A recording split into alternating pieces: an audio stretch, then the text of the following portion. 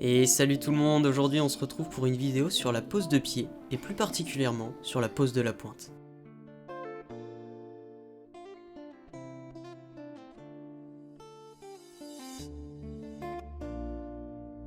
Pourquoi poser la pointe? Il est tout à fait légitime de se poser cette question puisqu'on peut réussir plein de blocs sans poser correctement ses pieds.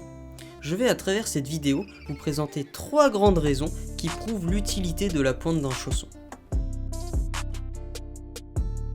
Numéro 1. La structure des chaussons.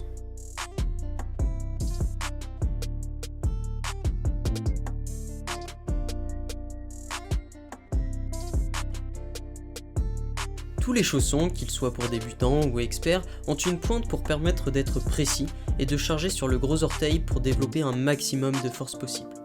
Toutefois, l'asymétrie et la structure du chausson vont varier en fonction du public visé. Ça peut être débutant, intermédiaire, confirmé, expert ou professionnel. Ce qu'il faut retenir, c'est que les chaussons sont faits pour qu'on utilise la pointe afin d'exprimer leur plein potentiel.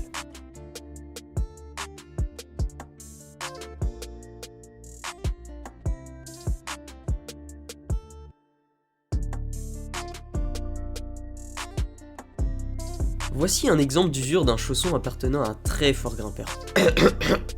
Pardon. On voit bien ici qu'il n'y a quasiment que la gomme de la pointe qui est abîmée. Pour bien réussir à utiliser les pointes, il faut que les orteils soient pliés dans le chausson. De cette manière, le gros orteil est plus fort pour charger les petits pieds. C'est certes plus douloureux, mais c'est un mal pour un bien. Cependant, il ne sert à rien de prendre des chaussons trop petits, cela sera juste désagréable voire même contre-productif. Une fois que vous avez trouvé vos chaussons, il ne reste plus qu'à bien les mettre et à aller grimper.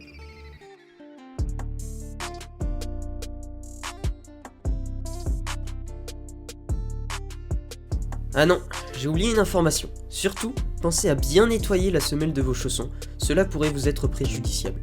N'hésitez surtout pas à utiliser la moquette des tapis, c'est fait pour ça.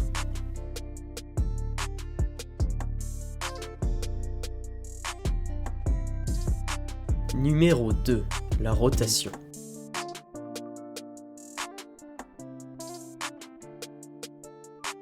En posant votre pointe, vous pouvez effectuer une rotation qui serait impossible dans le cas contraire. Mais laissez-moi vous montrer en situation réelle.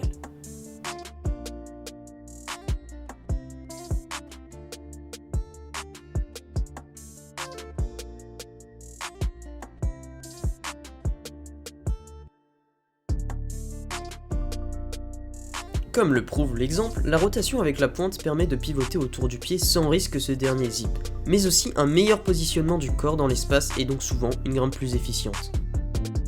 Numéro 3. Les changements de pied. Le fait de poser sa pointe va vous faciliter grandement la tâche pour les changements de pied et peut même être obligatoire en fonction de la technique utilisée. Je vais vous présenter 3 types de changements de pied qu'on retrouve en escalade. 1. Le saut. Le saut consiste à sauter pour qu'on laisse de la place à l'autre pied qui va pouvoir venir se poser. Il est très efficace lorsqu'on a de très bonnes prises de main. Le désavantage est qu'on va manquer de précision si nos mains et nos pieds ne sont pas très bons. Cependant, le saut peut être utilisé même si nos mains ne sont pas très franches, à condition d'avoir un pied assez gros, compensant le manque de précision. 2. Le piétinement.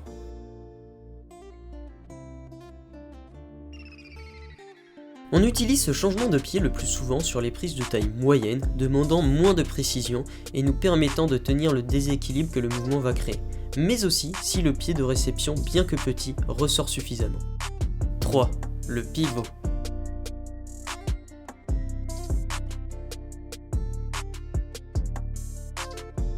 Le but de cette technique est de pivoter le pied posé laissant de la place pour l'autre pied qui va venir le remplacer. À un moment donné, les deux pieds utilisent la même prise. Ce changement de pied est efficace partout sauf en cas de mouvement dynamique, mais il prend réellement son sens lorsqu'on est sur de toutes petites prises de pied ou que nos mains sont médiocres voire inexistantes. Il permet de changer de pied avec précision et sans créer trop de déséquilibre en comparaison aux 2 autres techniques.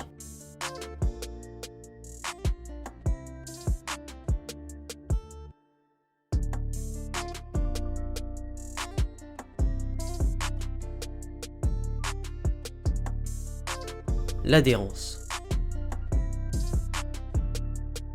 faut toujours essayer de placer son pied le plus loin du mur. De cette manière, on peut se coller à la paroi et tenir sans effort. Si au contraire on se rapproche trop du mur, alors on est repoussé. Pensez à garder les talons vers le bas. De cette manière, il y aura plus de surface de gomme pour adhérer et vous aurez plus de chances de tenir. La souplesse de cheville peut être un facteur limitant à la bonne réalisation d'adhérence sur volume. Dans cet exemple, vous pouvez voir que je pose mon pied beaucoup trop proche du mur, je me fais donc repousser. Contrairement à l'essai précédent, je pose mon pied loin du mur. Il m'est donc possible de tenir et de réussir le passage du bloc.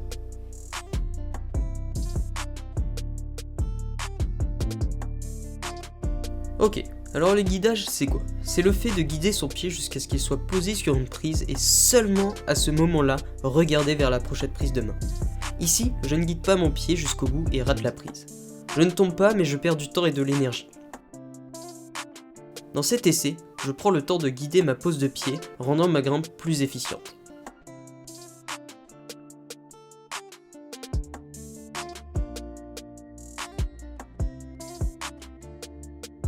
Attendez, quoi? Vous êtes toujours pas convaincu par le guidage de pied?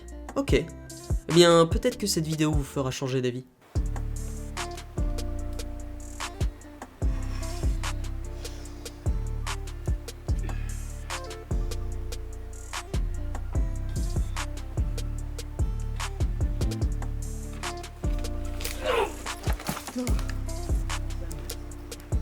Pour récapituler, poser la pointe sert à utiliser le potentiel du chausson, pivoter, changer de pied. Au niveau de l'adhérence, n'oubliez pas, pied le plus loin du mur, talon vers le bas. Petite note, pensez toujours à bien guider votre pied.